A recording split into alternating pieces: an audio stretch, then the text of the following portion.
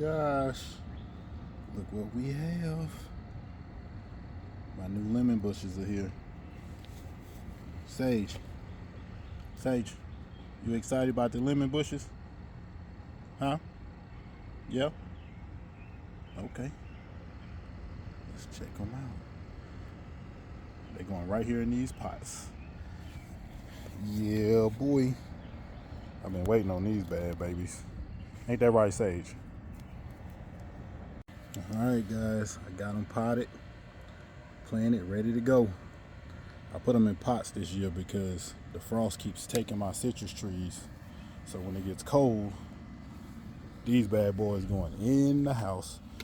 This one is a little mangled up.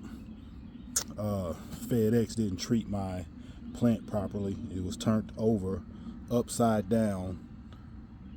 The box was, with all of the dirt, most of the dirt dumped out of the plant. So normally FastGrowingTrees has a good breed of plants, so they tend to do well.